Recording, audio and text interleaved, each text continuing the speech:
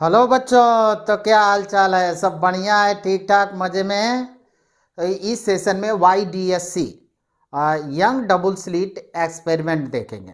तो young double slit experiment देखने से पहले याद होगा कि हाइगेंस ने वेव थियरी दिया था लाइट के संबंध में, कि लाइट हमारा मैकेनिकल लॉन्गिट्यूडनल वेव्स है, और मैकेनिकल लॉन्गिट्यूडनल वेव्स है तो इसको ट्रेवल करने के लिए मीडियम की ज़रूरत होती है।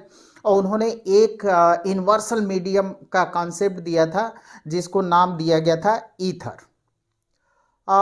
इवेंट्स जब ये थियरी दिए थे हाइगेंस, तो वो न्यूटन के खिलाफ दिए थे।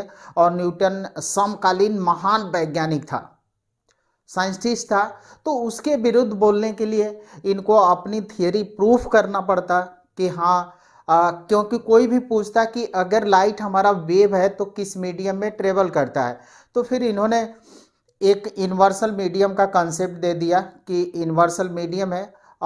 लेटर बाद में ये पता चला कि नहीं, लाइट जो होता है इलेक्ट्रोमैग्नेटिक वेव्स है।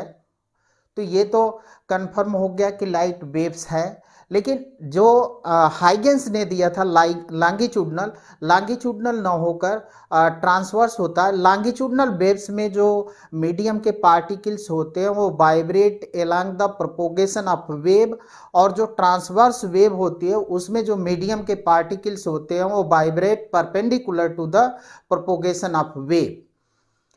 ये था। अब यहाँ पे जब यंग डबल स्लिट एक्सपेरिमेंट अपना किया, तो इनके एक्सपेरिमेंट से ये प्रूफ हो गया कि जो लाइट है वो वेव्स है, वेव्स की तरह से बिहेव करती है। और उन्होंने क्या किया, एक कार्डबोर्ड लिया, और कार्डबोर्ड लेकर उसमें एक पिन होल, पिन मतलब आप कार्डबोर्ड लीजिए, उसमें हल्का सा पिन चुभा दीजिए।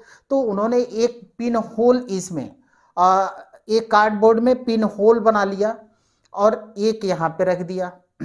ये जो होता है सोर्स यस का काम करता है। और इससे कुछ डिस्टेंस आगे एक दूसरा कार्डबोर्ड लिया, उसमें 2 पिन होल, यहाँ पे 1 और 2 पिन होल बना दिया गया। ये S1 और S2 दो सोर्स का काम करते हैं। और इससे कुछ डिस्टेंस आगे एक स्क्रीन रखा गया। अब हमको ये मालूम कि light travel in straight line path, light हमारी स्ट्रेट लाइन पाथ में ट्रेवल करती है।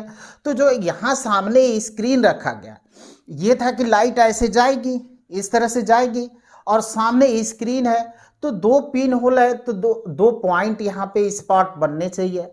लेकिन ये देखा गया कि इस जो स्क्रीन है इस पर जो होता है कि alternatively dark and bright fringes found हुई, जिसको बैंड कहते हैं, फ्रिंज बैंड कहते हैं। और इसके समूह, जो फ्रिंजों का ग्रुप होता है उसको बोलते हैं इंटरफेरेंस पैटर्न।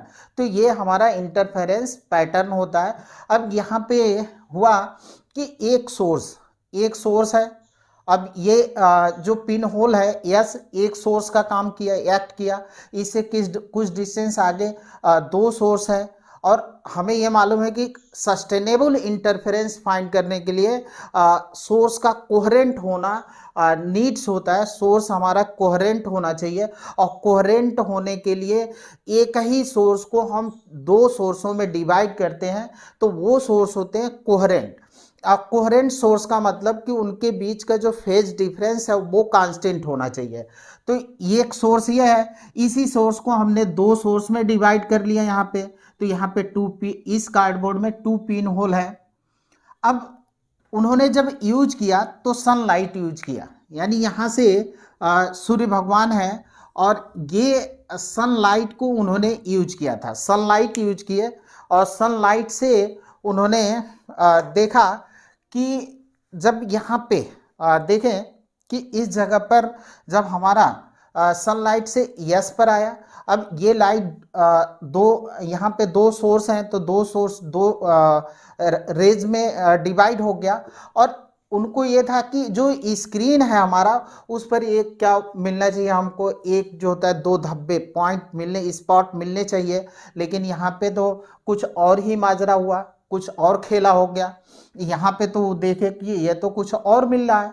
यहाँ पे फ्रिंज फ्रिंजेस बनती है और बैंड मिले, और इन बैंडों के ग्रुप को बोला गया इंटरफेरेंस पैटर्न, इंटरफेरेंस पैटर्न कहा गया।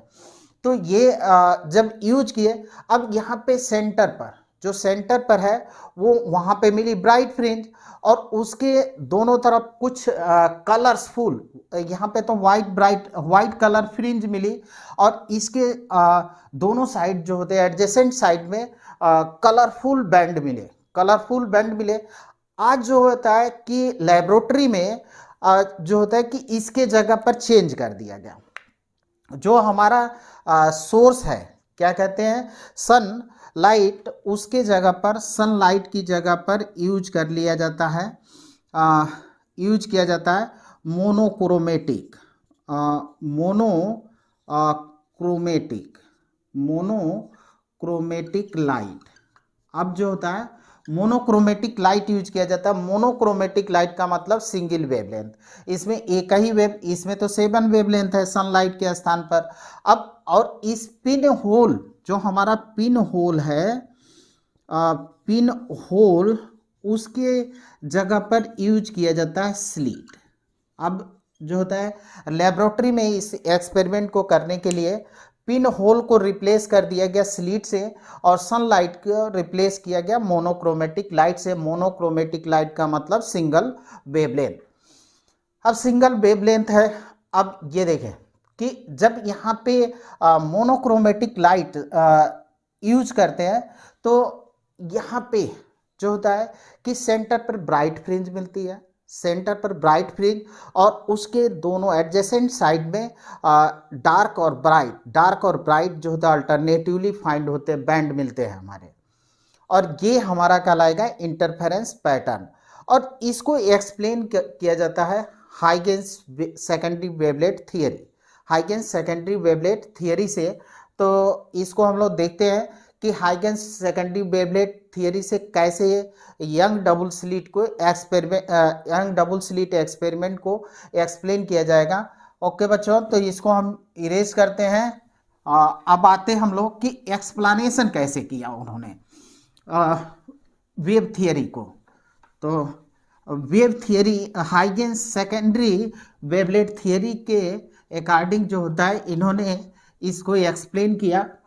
अब हम मान लेते हैं कि हमारे पास एक स्क्रीन है और इसमें एक स्लिट यस है, और इससे कुछ डिस्टेंस आगे एक अनदर स्क्रीन है, इसमें 2 स्लिट है, एक और ये स्लिट है, और जहाँ पे इंटरफेरेंस पैटर्न मिलेगा, इस स्क्रीन को हम के नाम दे देते हैं, इसको यल और इसको यम नाम दे देते हैं।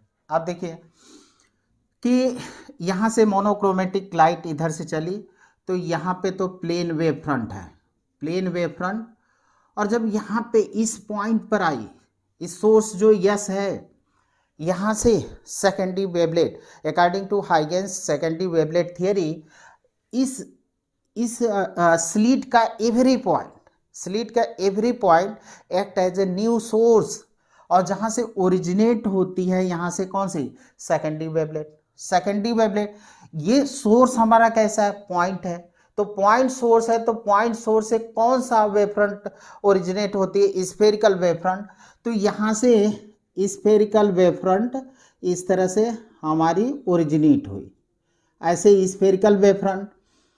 अब ये हमारी वेव फ्रंट है स्फेरिकल।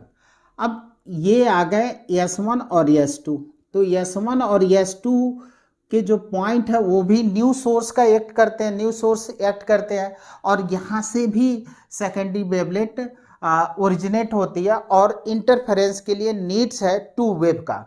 तो यहाँ से फिर से ये ओरिजिनेट हुआ हमारा सेकेंडरी वेवलेट, और यहाँ से भी ओरिजिनेट हुआ, इस तरह से कह लें, ये ऐसे ओरिजिनेट हुआ, और ये जा रहे हैं। तो देखिए कि अगर आप यहाँ पे देखें, तो ये वेव्स हमारी जो होती है, वेव्स कैसी होती है, इस तरह से होती है। इसको हम लोग क्या कहते हैं, क्रेस्ट कहते हैं, और इसको क्या कहते हैं, ट्राग। ये हमारा ट्राग है और ये क्रेस्ट है और ट्राग है। तो जो हमारे कंटिन्यूअस लाइन है, कंटिन्यूअस लाइन इसमें वेव फ्रंट में कंटिन्यूअस लाइन क्रेस्ट को रिप्रेजेंट कर रहा है, क्रेस्ट को, और जो डॉटेड लाइन है वो रिप्रेजेंट कर रहा है किसको, ट्राग को, ट्राग को ये रिप्रेजेंट कर रहा है। अब देखिए कि वेव्स का अगर क्रेस्ट, वन वेव का क्रेस्ट जो होता है दूसरे वेव के क्रेस्ट से, अब इसका ये एम्पलीट्यूड हो गया A1 और इस वेव का एम्पलीट्यूड हो गया A2। अब इस वेव का क्रेस्ट इस वेव के क्रेस्ट से मिलता है, तो जो रिजल्टेंट एम्पलीट्यूड होगा वो दोनों के सम के इक्वल होगा, A1 और plus A2, A1 plus A2, यानी जो रिजल्टेंट वेव जो मिलेगी हमारी उसका एम्पलीट्यूड क्या हो जाएगा, ज़्यादा होगा। तो अब एम्पलीट्यूड जो होता है, इंटेंसिटी होती है वो प्रोपोर्शनल होती है एम्पलीट्यूड के स्क्वायर के, एम्पलीट्यूड के स्क्वायर के। तो amplitude maximum means intensity maximum. तो उन स्थानों पर जहाँ पे वन वेव का क्रेस्ट दूसरे वेव के क्रेस्ट से, या वन वेव का ट्राग, अब ट्राग वाला भी देख लें, तो ट्राग वाला कंडीशन आप देखें तो ये हमारा ट्राग है और ये जो होता है ये ट्राग है, ठीक है। अभी इसका एम्पलीट्यूड A1 और इसका एम्पलीट्यूड हम A2। अब इसका ट्राग इसके ट्राग से मिला तो दोनों सेम फेज में होती है, इसका क्रेस्ट इसके क्रेस्ट से मिला दोनों फेज सेम फेज में होती है। रिजल्टेंट एम्पलीट्यूड जो होता है दोनों के सम के इक्वल होता है, तो यहाँ पे एम्पलीट्यूड जो होता है फिर अगेन हमको A1 प्लस A2 मिल गया। तो जो हमारा स्क्रीन है यम, वहाँ पे जिन स्थानों पर वन वेव का क्रेस्ट दूसरे के क्रेस्ट से, वन वेव का ट्राक दूसरे के ट्राक से मिलता है, उन स्थानों पर वेव्स जो होती है सेम फेज में होती है। इंटेंसिटी के रिजल्टेंट एम्पलीट्यूड जो होता है दोनों वेव्स के एम्पलीट्यूड के सम के इक्वल होता है और इंटेंसिटी मैक्सिमम होती है, वहाँ पे मिलता है ब्राइट फ्रिंज। तो अब आप ये देखें कि अगर इसको हम ऐसे बनाते चले जाएं तो एक का ट्राक दूसरे के ट्राक से यहाँ पे मिला, एक का क्रेस्ट दूसरे के क्रेस्ट से, और यहाँ पे मिला दें तो ये सेंटर होता है। देखिए S1 और S2 का सेंटर है, तो यहाँ पे ऑलवेज सेंट्रल मैक्सिमा मिलती है, जिसको बोलते हैं सेंट्रल मैक्सिमा, यानी इंटेंसिटी मैक्सिमम होती है और सेंट्रल मैक्सिमम होता है। अब ये हमारा ब्राइट फ्रिंज मिल गया, फिर डार्क, फिर ब्राइट, फिर डार्क, फिर ब्राइट, और यहाँ पे डार्क ब्राइट डार्क ब्राइट, इस तरह से फ्रिंजें बनती चली जाएंगी। अब देखें कि इस जगह पर देखें, यहाँ पे एक वेव का ट्राक दूसरे वेव के क्रेस्ट से मिल रहा है, तो यहाँ पे ट्राक दूसरे के क्रेस्ट से मिल रहा है। तो इसको जरा समझते हैं हम लोग कि अगर वन वेव है, यहाँ पे एक ट्राक है और दूसरे वेव का क्रेस्ट है, जब ये ट्राक और ये क्रेस्ट जब मिलेंगे, वन वेव का ट्राक दूसरे के क्रेस्ट से या इसका क्रेस्ट दूसरे के ट्राक से जब मिलेगा, तो उस कंडीशन में जो रिजल्टेंट एम्पलीट्यूड होगा वो दोनों एम्पलीट्यूडों के डिफरेंस के इक्वल होगा, A1 माइनस A2। यानी इंटेंसिटी क्या होगी, मिनिमम, वहाँ पे इंटेंसिटी मिनिमम होगी। तो इंटेंसिटी मिनिमम होगी और वहाँ पे कौन सी फ्रिंज बनेगी, डार्क फ्रिंज बनेगी। यानी एक का क्रेस्ट दूसरे के ट्राक से मिलेगा, तो रिजल्टेंट एम्पलीट्यूड दोनों के डिफरेंस के बराबर होगा और इंटेंसिटी जो होगी वो हमारी मिनिमम होगी। यानी इस पॉइंट पर इंटेंसिटी मिनिमम होगी और वहाँ पे कौन सा डार्क फ्रिंज मिलेगी। फिर यहाँ पे एक का क्रेस्ट दूसरे के क्रेस्ट से या एक का ट्राक दूसरे के ट्राक से मिला, तो फिर यहाँ पे कौन सी फ्रिंज मिल जाएगी, ब्राइट फ्रिंजेज मिलेगी। इस तरह से ये जो होता है alternatively dark and bright fringes मिलती है, लेकिन सेंटर पर ऑलवेज ब्राइट फ्रिंज। जब यंग ने अपना एक्सपेरिमेंट किया था, तो यंग एक्सपेरिमेंट किए थे तो सनलाइट का यूज करके किया था, पिन होल थे स्लीट की जगह पर। उस कंडीशन में भी सेंटर पर जो होता है कि हमको ब्राइट फ्रिंज, बिकॉज कि ये वेव का पाथ डिफरेंस और दोनों के पाथ डिफरेंस सेम है। देखिए यहाँ से ये वेव आई और यहाँ से ये वेव आई, हर कंडीशन में पाथ डिफरेंस क्या है, सेम है। तो जब पाथ डिफरेंस सेम है तो उस कंडीशन पर यहाँ पे वाइट कलर्स बैंड मिला था और अल्टरनेटिवली कलरफुल बैंड मिले थे, कलरफुल बैंड, कलरफुल। आगे हम लोग चलेंगे कि जब हम व्हाइट लाइट को यूज करके यंग डबल स्लिट एक्सपेरिमेंट करेंगे तो क्या होगा। तो व्हाइट लाइट यूज करेंगे जिसमें 7 कलर होता है, तो सेंटर पर तो ब्राइट फ्रिंज मिलेगी, लेकिन अल्टरनेटिवली कलरफुल बैंड मिलते हैं। और जो रेड कलर होती है उसकी विड्थ जो होती है काफ़ी होती है, और जो हमारी अलग लाइट होती है उनकी वेट जो होती है, वायलेट कलर होती है उसकी वेट जो होती है कम होती है। तो ये एक्सप्लेनेशन था। और एक चीज़ और कि जो अगर एक का क्रेस्ट दूसरे के क्रेस्ट से, यहाँ पे ट्राग मिल रहा है, इस वेव फ्रंट का ट्राग इस वेव फ्रंट के ट्राग से मिल रहा है, इसका क्रेस्ट इस वेव फ्रंट के क्रेस्ट से मिल रहा है, तो ये जो लाइन मिला रही है इन रेखाओं को बोला जाता है एंटी नोडल्स लाइन। इनको बोलते हैं एंटी नोडल्स लाइन। जो जहाँ पे इंटेंसिटी मैक्सिमम होती है उनको मिलाने वाली जो लाइन होती है उसको बोला जाता है एंटी नोडल्स। अब यहाँ पे आप देखें कि वन वेव का क्रेस्ट है, सेकंड वेव का ट्राग है, तो इनको इस तरह से मिलाए, ऐसे मिला दें, और भी बहुत सारी आएंगी इधर से काटेंगे तो यहाँ पे भी क्रेस्ट और ट्राग होगा, तो इनको जो मिलाने वाली लाइन्स है इसको बोला जाता है नोडल्स लाइन्स। ये कहलाता है नोडल्स लाइन। और जो बैंड मिल रहे हैं वो लाइट के पार्टिकल नेचर से एक्सप्लेन नहीं हो सकता, ये वेव नेचर से ही एक्सप्लेन होता है। तो ये साबित करता है कि जो वेव्स होती है हमारी, लाइट है वो क्या है, वेव्स है। वो अलग बात है कि हाइगेंस ने जब अपनी थियरी दी थी तो उन्होंने वेव्स तो माना था, बट वहाँ पे लॉन्गिट्यूडनल वेव्स माना था। एक्चुअल में जो लाइट होती है हमारी क्या होती है, ट्रांसवर्स वेव्स होती है। और अब हम लोग को मालूम है कि लाइट को ट्रेवल करने के लिए मीडियम की भी ज़रूरत नहीं है। उस समय हाइगेंस ने चूंकि अपनी थियरी प्रूव करना था, न्यूटन के विरुद्ध कहते, न्यूटन ने तो पार्टिकल्स कहा था, कॉर्पस्कल, और न्यूटन के विरुद्ध जा रहे थे, और न्यूटन तो महान साइंटिस्ट थे, तो उनके विरुद्ध कोई बोलेगा तो अपनी थियरी को बहुत प्रूफ देना पड़ेगा।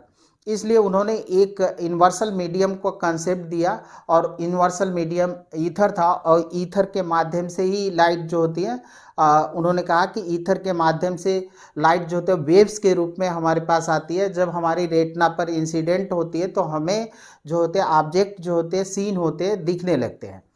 तो ये बात उन्होंने हाइगेंस ने कहा था। अब ये प्रूफ हो गया कि जो ये interference young double slit experiment से कि जो लाइट है वो क्या है, वेव्स है। लाइट है वो वह क्या है, वेव्स है। अब हम लोग को पोजीशन फाइंड करना है। हमने इंटरफेरेंस बताया था आपको कि 2 टाइप के होते हैं, कंस्ट्रक्टिव इंटरफेरेंस, एक डिस्ट्रक्टिव इंटरफेरेंस। जहाँ पे कंस्ट्रक्टिव इंटरफेरेंस होता है वहाँ पे इंटेंसिटी मैक्सिमम होती है, और जहाँ पे डिस्ट्रक्टिव इंटरफेरेंस होता है वहाँ पे इंटेंसिटी मिनिमम होती है। यानी जहाँ पे ब्राइट फ्रिंजेज मिल रहे हैं वहाँ पे कंस्ट्रक्टिव इंटरफेरेंस हो रहा है, और जहाँ पे डार्क फ्रिंजेज मिल रही है वहाँ पे डिस्ट्रक्टिव इंटरफेरेंस होता है। आगे भी जो होता है कि इसको कहते हैं कि इंटरफेरेंस को 2 टाइप में डिवाइड किया गया है। एक तो डिवीजन ऑफ वेव फ्रंट और दूसरा है डिवीजन ऑफ एम्पलीट्यूड। तो जो हम लोग टॉपिक पढ़ रहे हैं यहाँ पे डिवीजन ऑफ वेव फ्रंट, यहाँ पे आप देखिए एक वेव फ्रंट है और इसी को हम डिवाइड कर रहे हैं, तो इसको बांट रहे हैं 2 भागों में। तो यहाँ पे किसका डिवीजन हो रहा है, वेव फ्रंट का। डिवीजन ऑफ एम्पलीट्यूड का चलते हैं तो वेव शेप में आते हैं, थिन फिल्म के लिए आते हैं, तो वहाँ पे डिवीजन ऑफ एम्पलीट्यूड होता है। यहाँ पे हम लोग पढ़ रहे हैं division of wave front, wave front का डिवीजन हो रहा है यहाँ पे।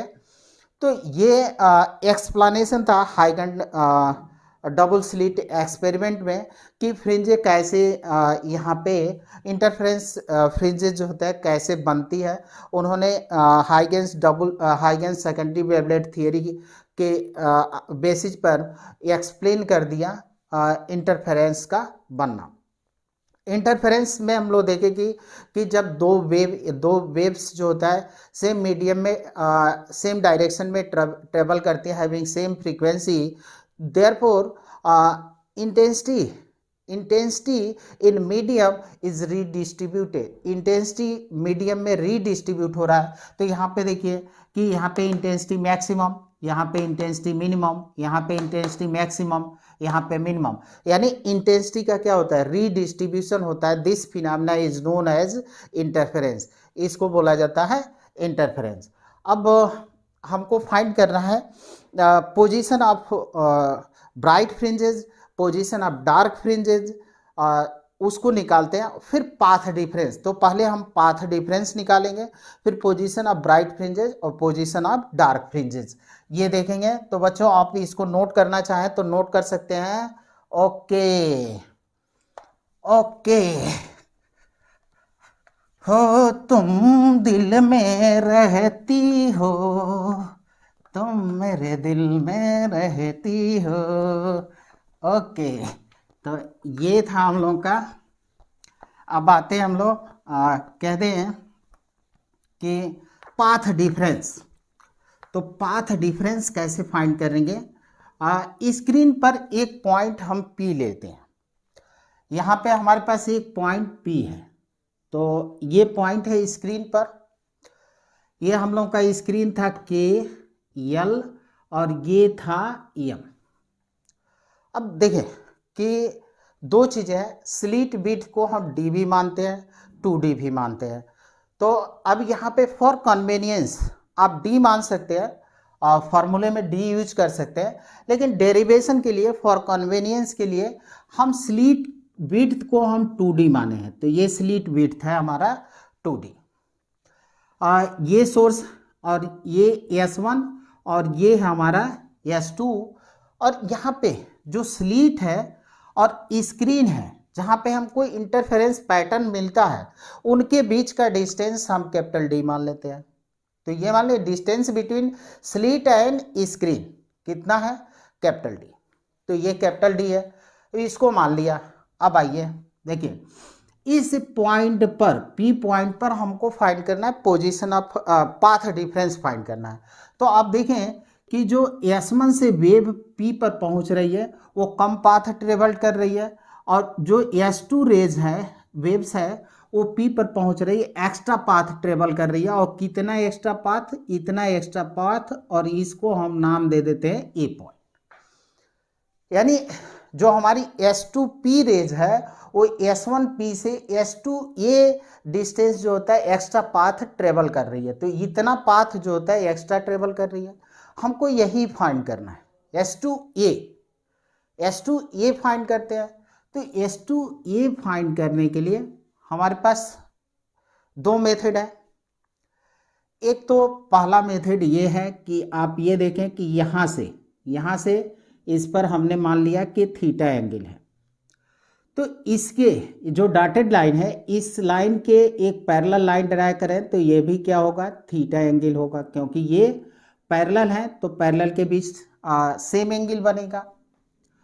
अब आप देखें कि इतना हमारा थीटा एंगल है, ये कितना होना चाहिए 90 डिग्री का, तो ये कितना होगा 90 माइनस थीटा। ये थीटा है, सॉरी ये नहीं होगा, इतना भाग कितना होना चाहिए 90 माइनस थीटा, और ये कितना है 90, तो ये मिल जाएगा थीटा। यानी ये वाला एंगल जो है हम लोगों को कितना मिल जाएगा, ये वाला एंगल भी मिल जाएगा थीटा।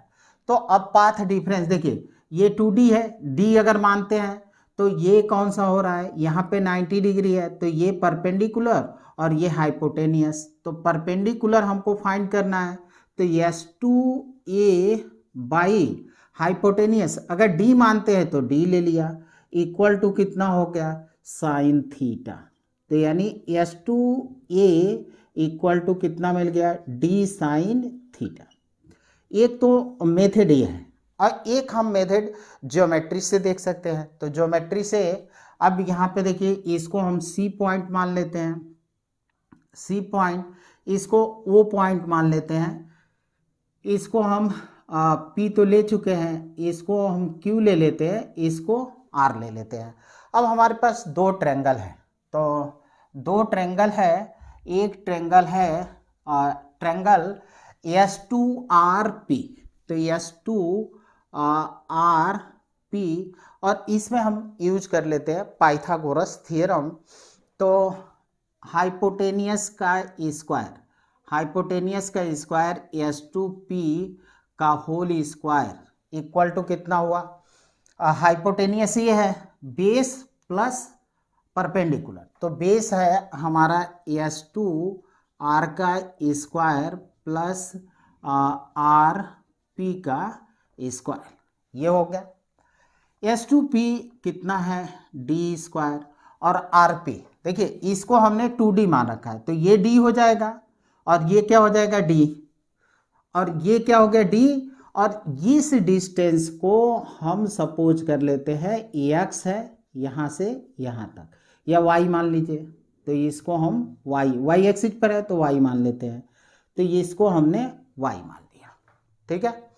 तो और ये हो गया d, तो ये RP कितना होगा x प्लस d, तो ये हो जाएगा x प्लस d का होल स्क्वायर। और ये जो यंग डबल स्लिट एक्सपेरिमेंट है उसमें ये देखा गया कि slit width of slit small हो, किससे, ये स्क्रीन के बीच के डिस्टेंस है, तो फ्रिंजेस जो होती है ज़्यादा कंट्रास्ट होती हैं, तो उस कंडीशन में ये डी जो होता है हमारा स्मॉल है, उस कंडीशन में हम क्या करते हैं, यहाँ से डी स्क्वायर को हम कॉमन लेते हैं, तो डी स्क्वायर को कॉमन लिए तो 1 प्लस एक्स प्लस डी का होल स्क्वायर अपान हो जाएगा डी स्क्वायर, ये हो गया S2P का होल स्क्वायर।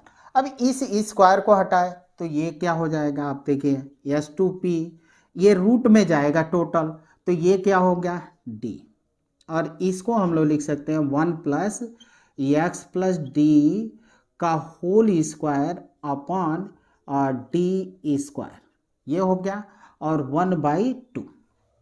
अब यहाँ पे लगाएंगे बाइनोमियल थ्योरम, बाई अप्रॉक्सीमेशन बोलते हैं, और बाइनोमियल थ्योरम ये कहता है 1 प्लस एक्स पावर n हो तो इसको लिख सकते हैं 1 प्लस nx, यानी 1/2 कहाँ आ जाएगा आगे, और यहाँ पे आप लिख सकते हैं बाई अप्रॉक्सीमेशन, तो इसको हम लिख सकते हैं d और 1 प्लस एक्स प्लस डी का whole square by 2d square. अब इस d को अंदर ले चलते हैं तो ये हो जाएगा d, और प्लस ये d यहाँ पे आए तो एक d कैंसिल हुआ, तो x plus D by 2d, x plus d का होल स्क्वायर बाई 2d, ये हम लोग को मिल गया S2P। इसको हम रिलेशन फर्स्ट दे देते हैं, यह हमारा रिलेशन फर्स्ट है।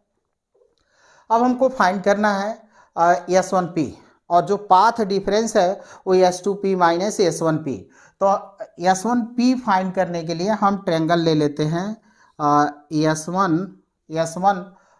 S1QP, Q और P। अब यहाँ पे x लिया है तो x ही रहने देते हैं इसको, क्योंकि इसमें x आ गया तो x ही रहने देते हैं। अब S1, अब आइए S1QP, तो S1QP चलेंगे तो S1P का whole square equal to S1Q का होल स्क्वायर और प्लस यहाँ पे होगा Q और P का होल स्क्वायर, QP का होल स्क्वायर। S1Q तो D है, अब इसको देखना है, तो देखिए QC कितना है D, और ये कितना है यहाँ से यहाँ पे x, तो x माइनस डी कर देंगे तो हम लोग को QP निकल जाएगा। तो यहाँ पे हम कर रहे हैं कि ये हो गया D स्क्वायर और प्लस हो गया x माइनस डी का whole square upon 2d, sorry capital D, यहाँ पे गलत लिख दिए, ये अभी इतना ही रहने देते हैं, हमने डायरेक्ट रिजल्ट लिख दिया। अब देखिए सेम कंडीशन हम S1P का होल स्क्वायर, अब सेम जो यहाँ पे हमने लॉजिक लगाया, इसको कॉमन निकाले, फिर 1/2 लाया, फिर बाई अप्रॉक्सीमेशन किया, तो डायरेक्ट हम लिख दे रहे हैं। सिमिलरली आप लिख सकते हैं इसको थोड़ा सा आगे बढ़ाकर, तो S1P इक्वल टू डी यहाँ पे मिल जाएगा, प्लस ये होगा x माइनस डी का होल स्क्वायर अपॉन 2d। अब हमको फाइंड करना है पाथ डिफरेंस, तो पाथ डिफरेंस इजीली हम लोग फाइंड कर सकते हैं। और पाथ डिफरेंस हमारा कौन सा है? पाथ डिफरेंस है S2A फाइंड करने के लिए S2P माइनस S1P। तो पाथ डिफरेंस हम लेते हैं S2A equal to S2P minus S1P, ये मिला हमको।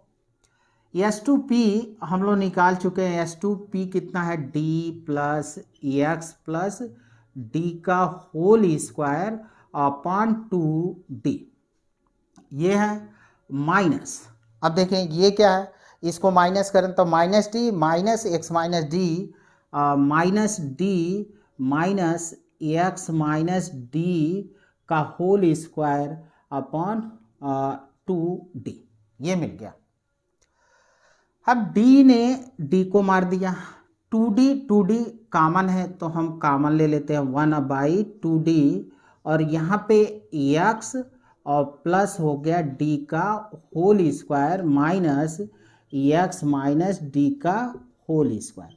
अब ब्रैकेट ओपन करते हैं, तो ब्रैकेट ओपन करें तो 1/2d, और यहाँ से ब्रैकेट a प्लस बी का आइडेंटिटी, a प्लस बी का होल स्क्वायर का आइडेंटिटी लगा दें, तो x square plus d square plus 2xd, और a माइनस बी का लगाएंगे तो a square plus b square minus 2ab, और आगे माइनस है तो माइनस वाला प्लस हो जाएगा, प्लस वाले माइनस, तो यहाँ पे मिलेगा minus x square minus D square और प्लस 2xd, ये हो गया। अब एक्स स्क्वायर ने एक्स स्क्वायर को, डी स्क्वायर ने डी स्क्वायर को, 2xd को ऐड किया तो 4x, और ये मिला हम लोग को d और बाई 2d। अब 2 से इसको हम कैंसिल कर दें, इसको लिखा ऐसे जाएगा, देखिए x हो गया यहाँ पे और 2d, क्योंकि स्लिट विड्थ को हम लोगों ने कितना लिया है 2d और अपॉन कैपिटल D हो गया। अब ये पाथ डिफरेंस हम लोगों को मिल गया, तो यानी जो वेव्स S1 से P पर ट्रेवल की और S2 से जो वेव गई, इनके बीच पाथ डिफरेंस कितना मिला? x2d upon capital D। अब अगर y मानते, जैसे यहाँ पे y लिखते, तो जहाँ पे एक्सप्रेशन में x आया है वहाँ पे हम क्या लिख देते? y लिख देते, बस इतना ही अंतर होता। तो ये था हम लोगों का पाथ डिफरेंस का। अब हम लोग फाइंड करेंगे position of bright fringe and position of dark fringe. तो पोजीशन ऑफ ब्राइट फ्रिंज क्या होगा और पोजीशन ऑफ डार्क फ्रिंज क्या होगा, तो ये बच्चे आप लोग नोट करें। अच्छे बच्चे क्या करते हैं, कॉपी कलम उठाकर नोट बना लिया करते हैं। ओके बच्चों, तो मिटा दें। ओके, तो ये अब मिटा देते हैं इसको। अब हम लोग को देखना है पोजीशन ऑफ ब्राइट फ्रिंज, कहाँ कहाँ पे ब्राइट फ्रिंजेज बनेंगी और कहाँ कहाँ पे डार्क फ्रिंजेज। लेकिन जो दूसरा मेथड था उससे भी हम लोग यही चीज़ निकाल सकते हैं। अब देखिए कि यहाँ पे कहते हैं कि जो पाथ डिफरेंस निकला वो S2A इक्वल टू मिला d साइन थीटा, बट हम लोग देख चुके हैं कि d जो होता है कैपिटल D से छोटा है, तो थीटा क्या होगा? थीटा हमारा स्मॉल होगा। तो यहाँ पे हम लिख सकते हैं theta equal to sine theta equal to tan theta, क्योंकि ये स्मॉलर एंगल है तो लिख सकते हैं, और टेन थीटा इक्वल टू हो जाएगा। अगर इस ट्रायंगल में हम देखें, कौन सा ट्रायंगल ले लेते हैं, ये वाला ट्रायंगल, इसको आप देखें थीटा यही है, तो इस ट्रायंगल में अगर आए OCP में y अपॉन डी, अब यहाँ पे देखिए कि ये जो डी लिए हैं हम स्लिट विड्थ को डी मानकर किए हैं। हमने जब ज्योमेट्रिकल मेथड से किया तो वहाँ पे 2D फॉर कन्वीनियंस के लिए लिया, डी ही स्लिट विड्थ लेते हैं। लेकिन अगर आप कहीं क्वेश्चन लिखते हैं, न्यूमेरिकल सॉल्व करते हैं, तो वहाँ पे अगर 2D लिख रहे हैं तो 2D को एक साथ ही रखेंगे, वो स्लिट विड्थ ही होगा। अब 1 mm अगर लिख दिया स्लिट विड्थ तो 2D के इक्वल 1 mm हुआ, ये नहीं कि D के इक्वल हुआ। अब स्मॉल ये कहीं डी लेकर चल सकते हैं, तो उसमें थोड़ा सा कैलकुलेशन जो हम लोगों ने ज्योमेट्रिकल मेथड से किया था उसमें थोड़ा सा कैलकुलेशन ज़्यादा हो जाता, निकलता तो लेकिन कैलकुलेशन ज़्यादा। यहाँ पे थोड़ा सा 2D लेने से कैलकुलेशन कम हो गया, तो हम डी पर अब एक बार यहाँ से ले रहे हैं तो डी पर लिए। अब थीटा देखिए कि यहाँ पे जो है हम लोगों का वो मिल गया साइन थीटा इक्वल टू कितना y अपॉन डी। तो जो पाथ डिफरेंस निकला S2a, डी ये है और y है अपॉन कितना हो गया d। अभी हम लोगों ने जो S2a पाथ निकाला था, अगर y लिए तो यहाँ पे तो x लिए हैं तो x लेकर चले, तो x, अब इसको हमने कर दिया x। अब जो हम लोगों ने निकाला था वो देखिए क्या था, x और 2D और by capital D। 2D slit width है, यहाँ पे भी D क्या है, स्लिट विड्थ है, तो D लेंगे ये। तो अब यहाँ पे 2D एक साथ लिखने की जरूरत नहीं रह जाएगी, D ही लिखेंगे। तो दोनों से जो पाथ डिफरेंस निकला वो सेम निकला। अब पाथ डिफरेंस निकल गया, अब पोजीशन ऑफ हमको फाइंड करना है कौन सा, bright fringes and position of dark fringes. तो यहाँ पे लेते हैं हम लोग position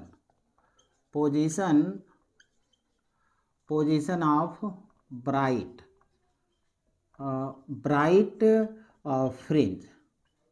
fringes, position of bright fringes, यानी ये है कंस्ट्रक्टिव इंटरफेरेंस।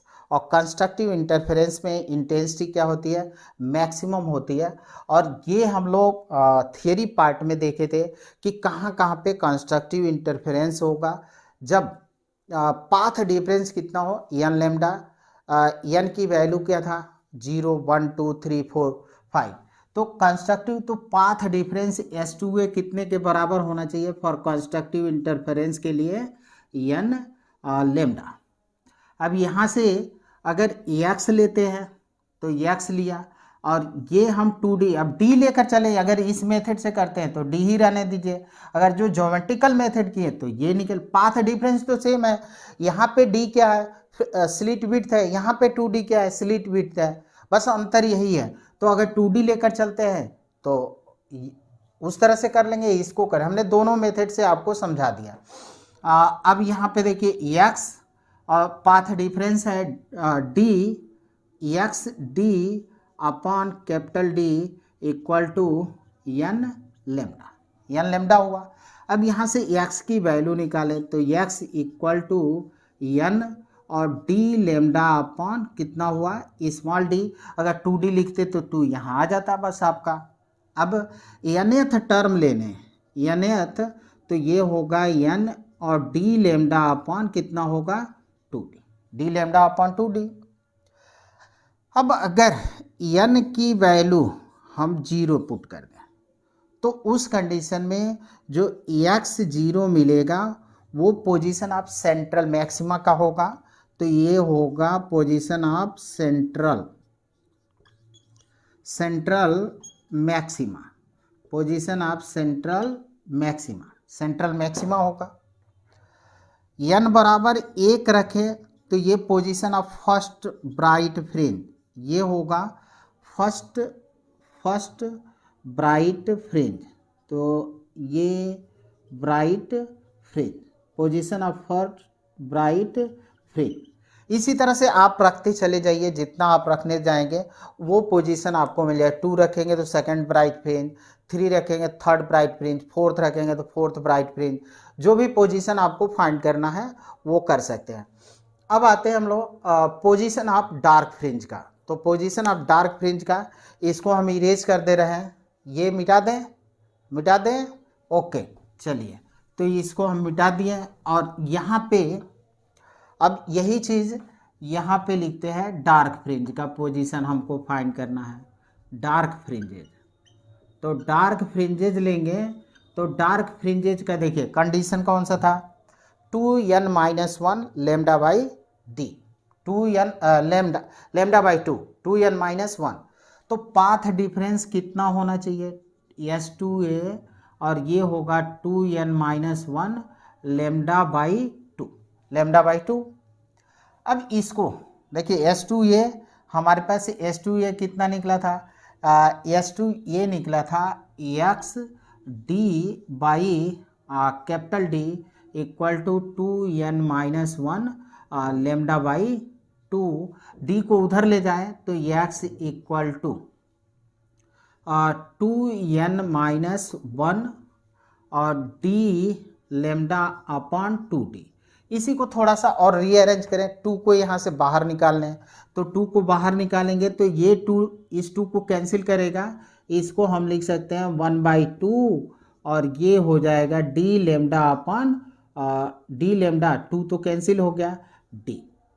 तो ये होगा nth पोजीशन अगर ले लेते हैं तो ये होगा।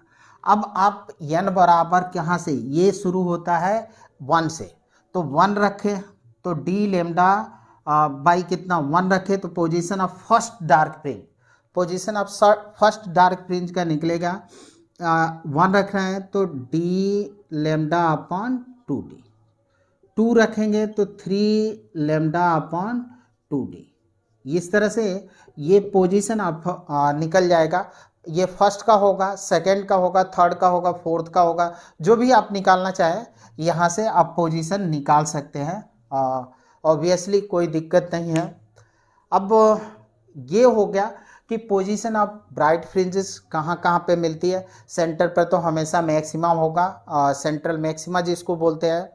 अब यहाँ पे आप रखते चले जाएं तो हर पोजीशन के लिए फर्स्ट पोजीशन पर कौन सी ब्राइट फ्रिंज होगी वो हम फाइंड कर सकते हैं, सेकंड के लिए, थर्ड के लिए और फोर्थ के लिए। यहाँ पे 2 लिख गया है, गलत है, ये डी है तो डी ही रहेगा। तो ये हमारा पोजीशन फाइंड होता चला जाएगा। अगर 2d ले रहा है तो 2d, डी ले रहा है तो डी। अब आपके ऊपर है कि क्या आप लेकर सॉल्व कर रहे हैं। पाथ डिफरेंस को फाइंड करने के लिए कौन सा तरीका अपना रहे हैं। एक तो ज्योमेट्री से हम लोग निकाल लिया, वो भी ज्योमेट्री है लेकिन एंगल से निकाल लिया। तो ये दोनों हम लोगों का मिल गया कि position of bright fringes and position of dark fringes. Bright fringes कहाँ मिलेंगी, डार्क फ्रिंजेस कहाँ मिलेंगी। अब हमारा है फ्रिंज विड्थ। तो फ्रिंज विड्थ क्या कहते हैं वो हम लोग फाइंड कर लेते हैं।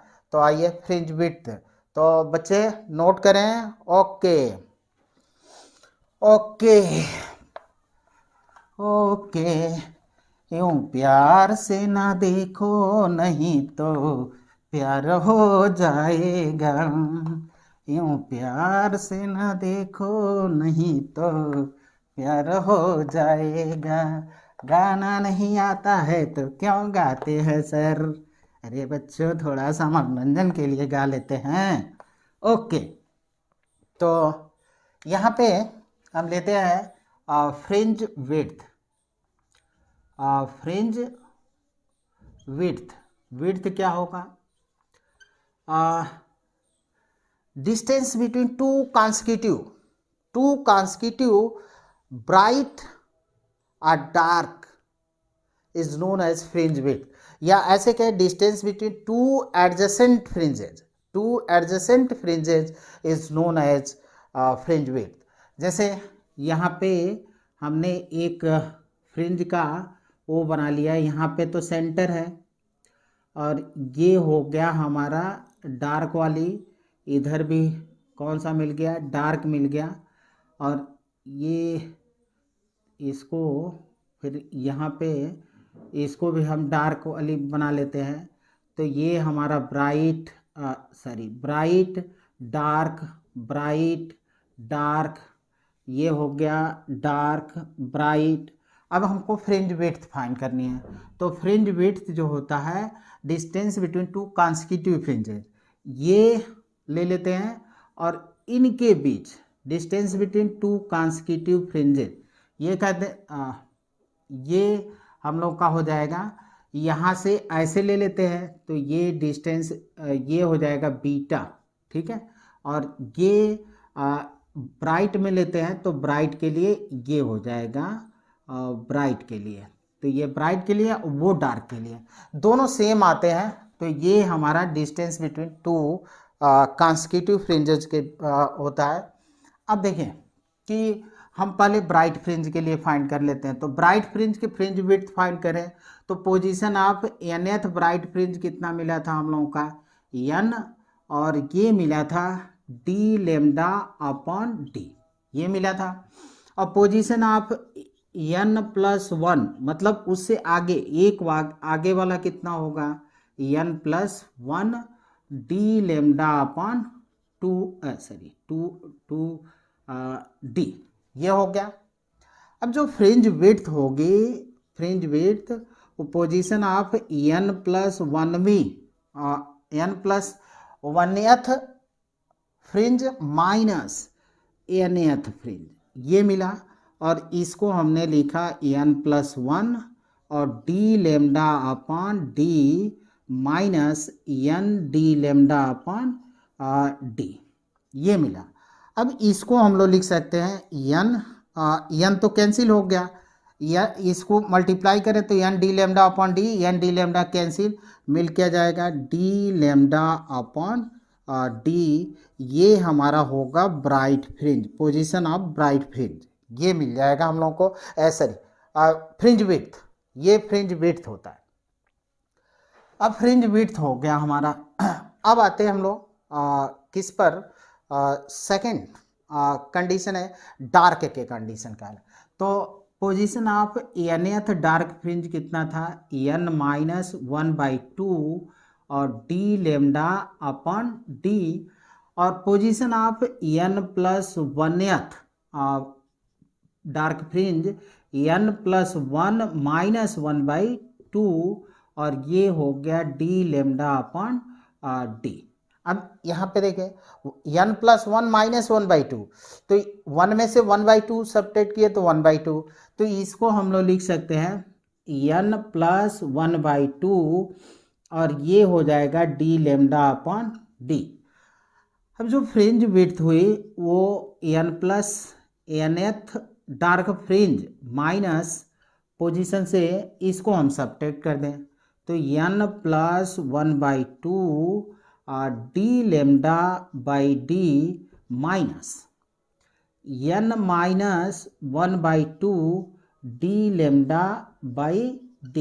अब आप देखें कि इसको d लेमडा बाई d को n d lambda by d, और यहाँ से मल्टीप्लाई किए तो n d lambda by d cancel हुआ, 1/2 d लेमडा बाई d, और यहाँ पे माइनस है माइनस प्लस हो गया 1/2 d लेमडा बाई d, यानी हम लोग को मिला d लेमडा बाई 2d और plus d lambda by 2d। इसको हम जब ऐड करें तो हम लोग को मिल जाएगा d लेमडा अपॉन d। यानी देखिए width of bright fringe and width of dark fringe same है, दोनों के सेम विड्थ हैं। यहाँ पे ब्राइट के लिए कंडीशन है और डार्क के लिए, दोनों कंडीशनों में आप देखें तो सेम मिल रहा है, रिजल्ट हम लोगों का कोई अंतर नहीं है। पोजीशन डार्क फ्रिंज देखें चाहे ब्राइट फ्रिंज का देखें तो हर कंडीशन में हम लोगों का सेम मिल रहा है। अब आते हैं एंगुलर पोजीशन, तो एंगुलर पोजीशन हम देखते हैं। तो एंगुलर पोजीशन आप इसको नोट करें, ओके मिटा दें, ओके 1 2 3। तुम कितनी खूबसूरत हो, तुम कितनी खूबसूरत हो, ओके। तो ये था हम लोग का। अब आते हैं एंगुलर, तो एंगुलर में आप देखें कि थीटा जो पोजीशन है वो एंगुलर, और कितना मिल रहा है x/d मिल रहा है। तो अगर nth ले लेते हैं यहाँ पे ब्राइट के कंडीशन के लिए, तो ब्राइट के कंडीशन के लिए ले लें तो x/d ये हो गया। और डार्क के लिए जब लेंगे तो डार्क के कंडीशन में पोजीशन फ्रिंज विड्थ का है तो एक्चुअल में एक्स बाई डी अगर हम निकालना चाहें तो देखिए कितना निकलेगा, एक्स बाई डी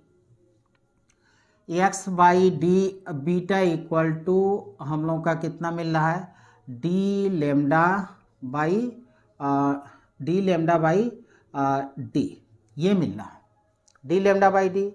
तो जो ब्राइट फ्रिंज का एंगुलर सप्रेशन होगा वो कितना होगा, एंगुलर सप्रेशन जो होता है बीटा बाई डी होता है, और बीटा हम लोगों का कितना, बीटा रख दें यहाँ पे डी लेमडा बाई डी, तो ये मिल जाएगा लेमडा बाई डी।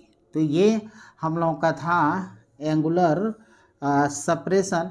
डार्क और उसके ब्राइट के कंडीशन, दोनों कंडीशन में यही आएगा लेमडा बाई डी एंगुलर जो सेपरेशन है, एंगुलर विड्थ है। तो ये था हम लोगों का।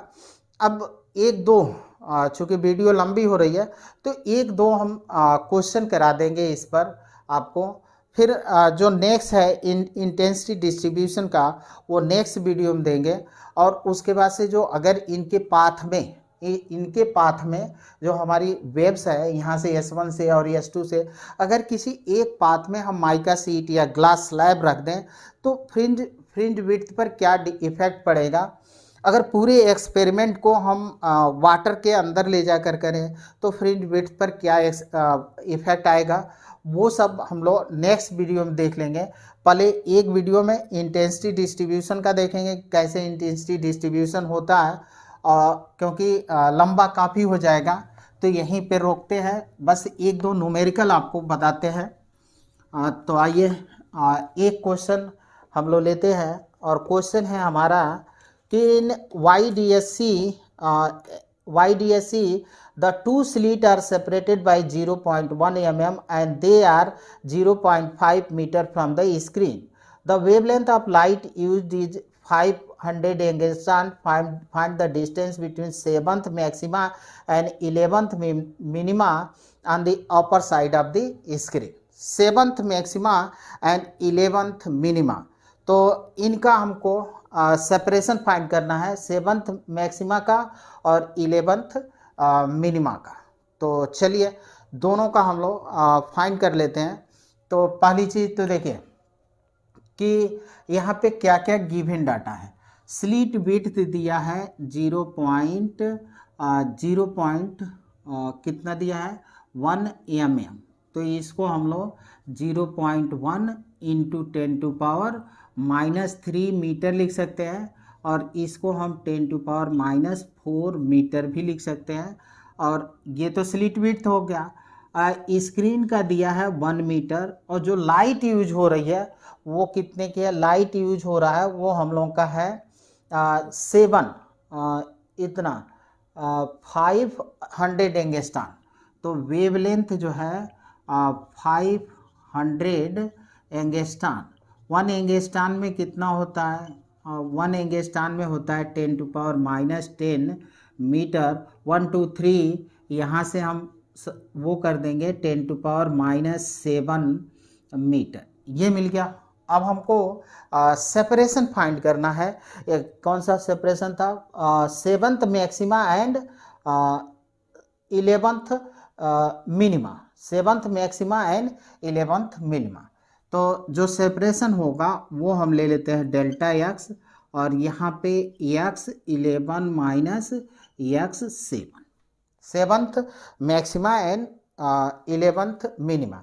तो 11th मिनिमा ज़्यादा होगा तो यहाँ पे अपर साइड में लेना है। तो अपर, तो अब हम लोग ये मालूम है कि xn जो मिनिमा का कंडीशन है वो आता है 2n-1 D lambda upon 2d, ये आता है। और जो मैक्सिमा का कंडीशन होता है वो आता है n D lambda upon D, ये होता है। इसको n-1/2 कर देंगे तो डी लेमडा अपॉन डी, ये भी मिल जाएगा। अब 11th हमको रखना है, तो 2 × 11 - 1, और ये हो गया डी 1 है, लेमडा है हमारा, या पहले अभी थोड़ा सॉल्व कर लें तब इसको रख लिया जाएगा, D lambda upon 2d minus minus हो गया यहाँ से 7d lambda upon D lambda upon D, ये मिला। अब ये कितना हो रहा है 22 21, तो 21 डी लेमडा अपॉन 2d, इसको भी हम 2d बना दे तो ये हो गया 14 D lambda upon 2d, multiply कर दिए ऊपर नीचे 2 का। अब सिंप्लीफाई करें तो ये 7 डी लेमडा अपॉन 2d, ये मिला। 7 इंटू डी की वैल्यू है हम लोगों का 1 हो गया, लेमडा है 5 इंटू 10 टू पावर -7 अपान में आ गया 2 इंटू 10 टू पावर -4, ये हुआ। अभी इसको हम फाइंड करें तो 7 5 35 और 35/2 ये मिला, और ये ऊपर गया 10 टू पावर कितना हो गया -3, 10 टू पावर -3 हो जाएगा। अब इसको वो करिए 2 ये इंटू 10 टू पावर -3 मीटर में होगा। अब इसको लिख लें। ओके, अब ये क्वेश्चन और देखते हैं हम लोग। ओके बच्चों, लिख लें। ओके ओके मिटा दें। ओके, चलिए, तो ये था एक क्वेश्चन। एक क्वेश्चन और लेते हैं, एक क्वेश्चन और लेंगे। और क्वेश्चन हमारा कुछ इस तरह से है कि पढ़ दे रहे हैं क्वेश्चन।